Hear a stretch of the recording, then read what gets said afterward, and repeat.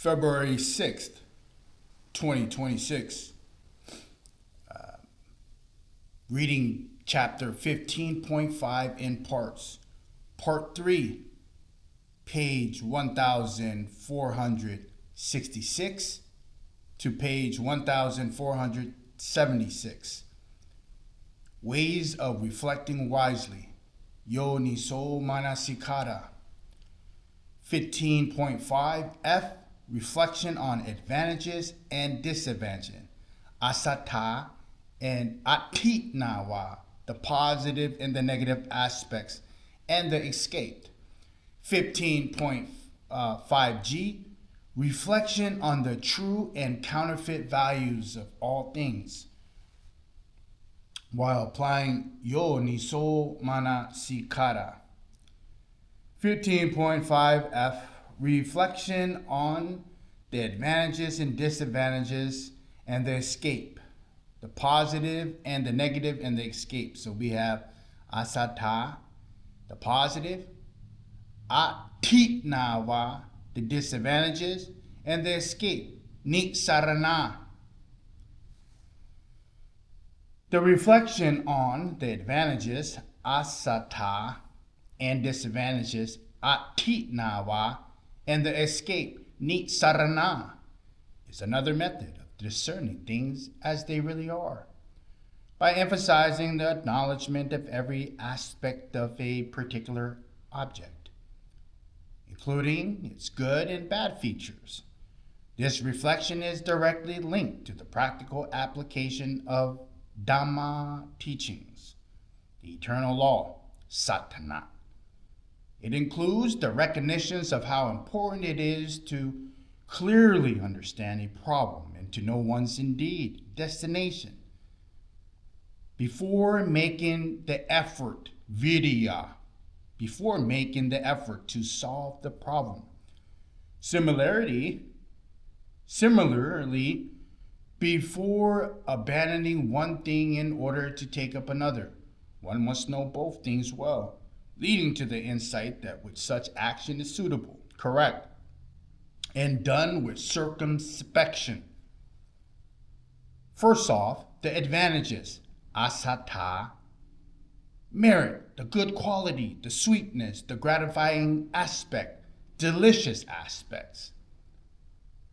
Second, disadvantages, atitnawa, the fault of it, the defect, the drawback, the shortcoming, the danger, the harmful aspect. Finally, the escape, nitsarana, a way out, the state of deliverance, relinquishment, release, free from problems, inherent completeness, a state of true goodness, independent of merits and defect, free from problems and those things that one has abandoned.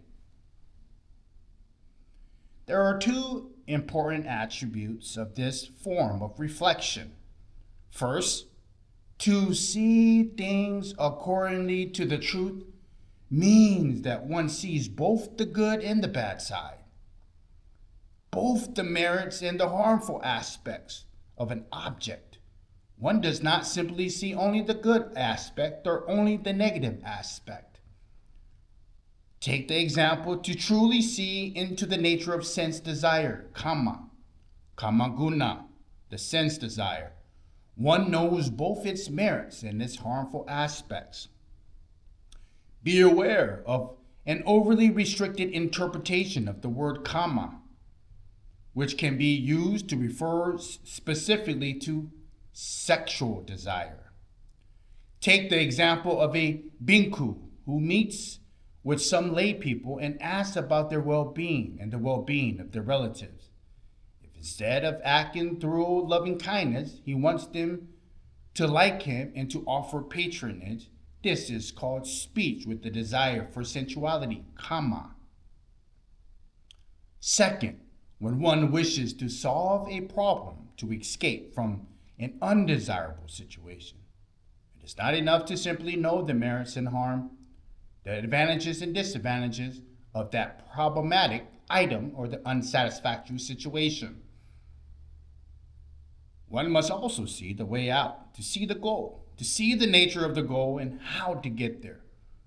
How is the goal better than those defects, weaknesses, and harmful aspects one is currently facing?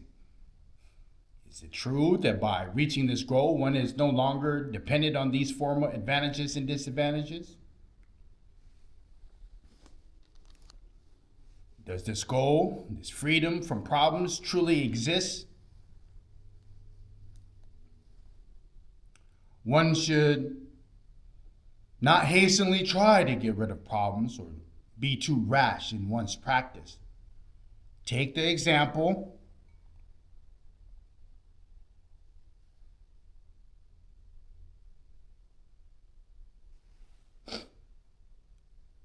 although the Buddha Gautama clearly understood many harmful effects and faults of sensuality, kama, until he has seen the way out of sensuality, kama, he did not assert that he would not return to indulge in it. Here, before my awakening, O bhikkhus, when I was still a bodhisattva and not yet enlightened, this thought occurred to me. What is the positive aspect, astata, in the world? What is the deficiency, atitnava, in the world? And what is the escape, nitsarana, from the world? Then I thought, whatever delight and happiness there is dependent on worldly things, this is the positive aspect in the world. That the world is impermanent, pervaded by dukkha, subject to change, that is the deficiency in the world. The removal and abandoning of desire and lust for the world, nibbana. This is the escape from the world. I went to search of the gratification, asata, in the world, O bhikkhus. Whatever gratification there is in the world that I have found, in how far that there is gratification in the world that I clearly seen by wisdom, I went to search of the danger, atitnava, in the world. Whatever danger there is in the world that I have found, and then how far there is danger in the world that I have clearly seen by applied wisdom, panya, I went in search of an escape from the world. That escape from the world I have found, and in how far there is an escape from the world that I have clearly seen by applied panya, wisdom.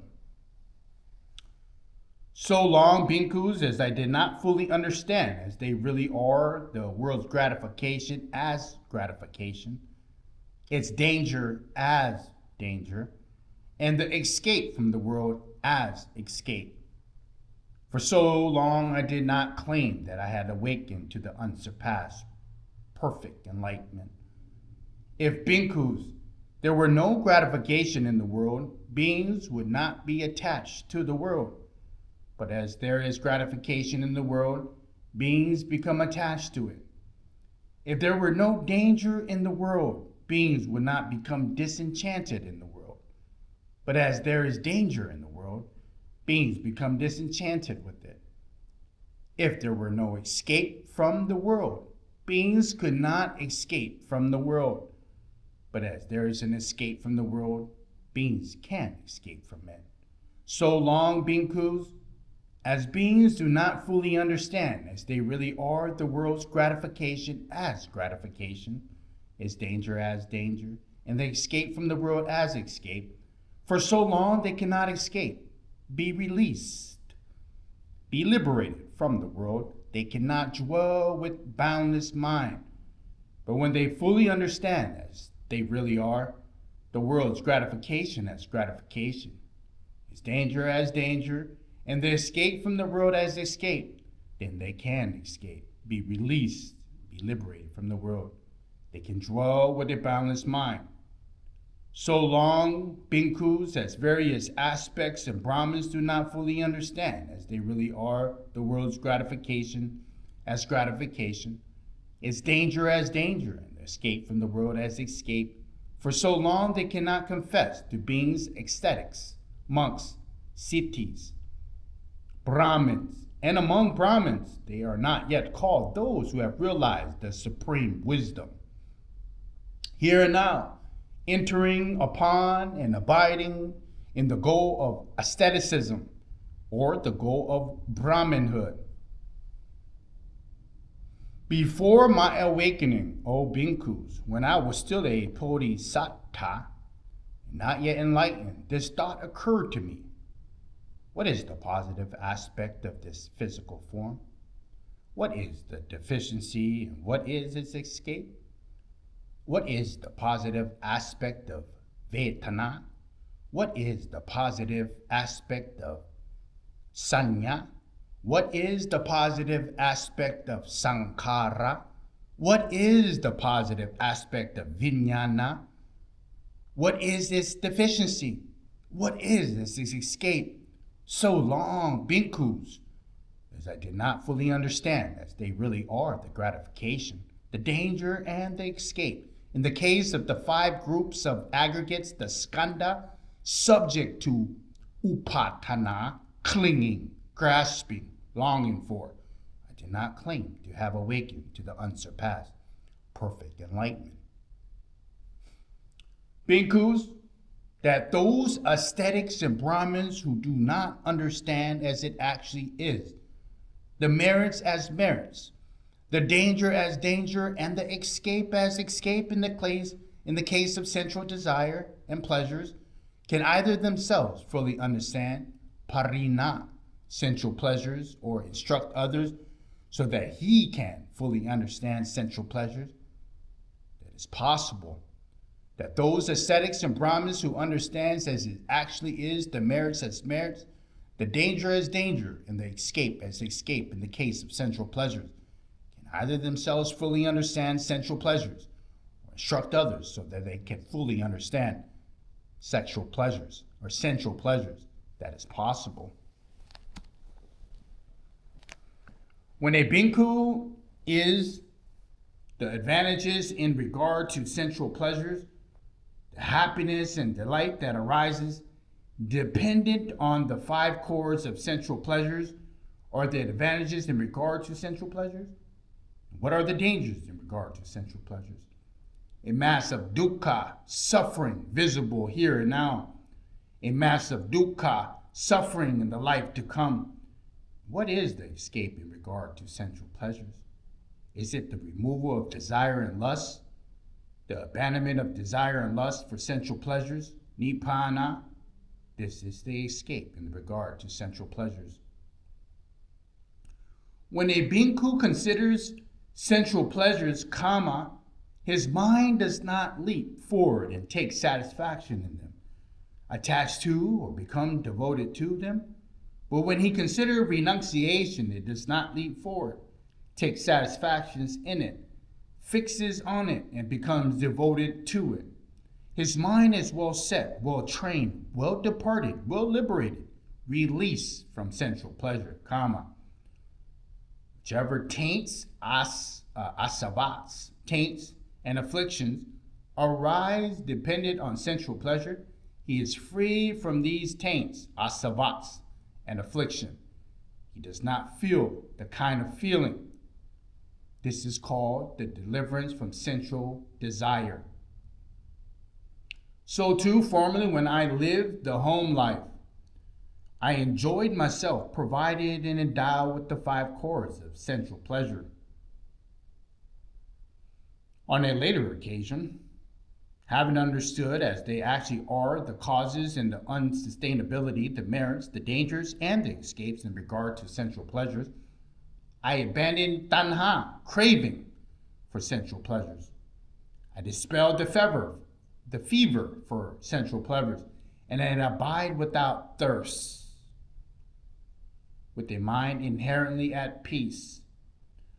I see other beings who are not free from lust from sensual pleasures, beings devoured by tanha, craving for sensual pleasures, burning with lust for sensual pleasures, indulging in sensual pleasures. I did not envy them, nor I delighted therein. Why is that? Because I experienced delight in a happiness apart from sensual pleasure. apart from unwholesome states. I therefore do not envy an inferior happiness. I do not delight in an inferior happiness.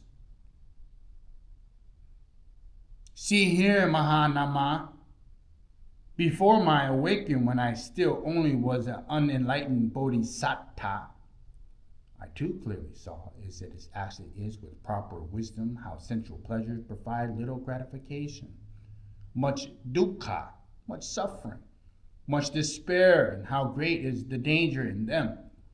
But as long as I still did not attain to the rapture and pleasure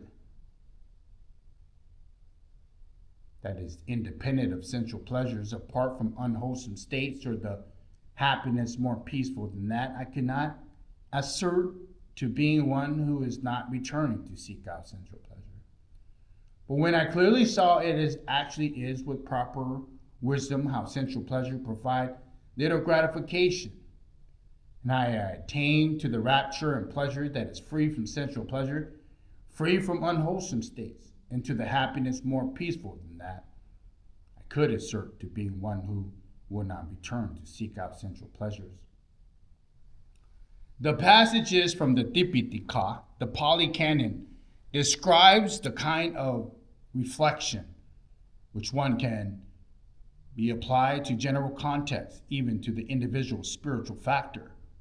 The Pati Sampati Magga describes the advantages and disadvantages of the 5 spiritual faculties, Indriya, in regard to samadhi, concentration, the absence of restlessness, uttacha, and the absence of agitation due to restlessness, the strength resulting from having a steadfast mind, and the refined states of happiness, sukha vihara dhamma, comprises of advantages, asata, of samadhi, concentration. The fact that restlessness and agitation due to the restless can return, and that concentration is impermanent, anicca, subject to stress and not self, dukkha and anatta, comprises its disadvantages, atitnava. So the 3 characteristics of anatta, dukkha, anatta comprises of its disadvantages, which is atitnava. Speaking in general, in everyday life and practice, people are faced with choices between those things that are harmful and other things that are meritorious and free from danger. Even in the case of an escape, nitsarana, the possible ways out are relative.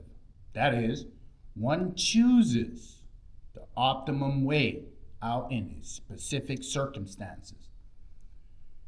In these situations, one should not neglect to use the form of reflection on the advantages, disadvantages, and the escape. One should acknowledge the positive aspects of those things or those practices that one is abandoning. And very importantly, one should not overlook the dangers, overlook the faults, or the shortcomings and the opportunities for loss of those things that one chooses to undertake. Reflecting on it in a manner enables one to practice in an optimum, vigilant way. One may be able to retain the positive aspects of those things one has abandoned. One may be able to avoid and redeem the negative and faulty aspect of those things one has undertaken. The example of a form of reflection in the context of formal Dhamma teaching is the Buddha's key teaching referred to as the graduated sermon, Anupapikata. Gautama Buddha gave this teaching regularly to a general audience, especially before describing the Four Noble Truths. The graduated sermon outlines virtuous, charitable, upright life based on the principles of dana, generosity, charity, moral conduct, sila. Then describes the abundant happiness and contentment referred to as happiness or heavenly abiding, sakha, that results from living in such a virtuous life. From here, it describes the drawbacks, deficiencies, dangers, imperfections, a form of happiness and abundance, referred to here as kama atinawa, the disadvantage of sensual pleasures. Finally, it describes the escape from the benefits, referred to as benefits of renouncing sensual pleasure, nikama nitsarana, which is the listener saw these benefits. The Buddha Gautama conducted or concluded by teaching the Four Noble Truths. 15.5G, reflecting on the true and counterfeit values of things. The reflection of true and counterfeit of things, or the value of things, are the reflection of using and consuming, patisevana, the acts to prevent and dispel tanha, craving. It is applied to subdue defilements, kilesas, or to prevent kilesas, defilement, from overwhelming the mind. It then influences people's subsequent behavior. Emphasis, it's all about behavior. This form of reflection may be applied often in everyday life because it is connected to the use of the four requisites. The consumption of material objects. It follows the basic maxim that human beings relate to things because they have needs, believe that these things will satisfy their needs. Whichever things satisfy our needs are considered valuable or useful. The value of things can be classified into two kinds according to the nature of a person's needs and requirements. The first classification is true value. This refers to direct value, benefit, or meaning of an object, the meeting of the requirements for human life. Alternatively, it refers to the way in which people use things in order to address personal issues, aiming for personal well-being or the welfare of others. This true value relies on wisdom for assessment and evaluation. It can be called the value conforming to wisdom. The true value, for example, of food is that it nourishes the body, it sustains life, facilitates good health and physical comfort, provides one with strength to perform one's activities. The true value of a car is that it enables one to travel quickly, support one's work, overall way of life, and meritorious actions. In choosing a car, one should focus on convenience, safety, stability, endurance, etc. The second classification is supplementary or counterfeit value. This refers to the value, benefit, or meaning of an object that people add to it in order to experience sense pleasure or to boost and reinforce and cherish sense of self. The counterfeit value relies on craving, tanha, for assessment and evaluation. It can be called the value gratifying tanha, craving. The example of a person gives value to food because it's delicious. It adds a sense of fun. It is a mark of luxury, or it helps one to look smart and stylish. Similarly, a person chooses a car because it is a sign of wealth and status. Here one focuses on the car's beauty and brand name distinction. This form of reflection is applied when relating to things in general. When acquiring, consuming, using, and owning things, here one gives emphasis to understand the true value of things, recognizing what is of genuine benefit to oneself and others.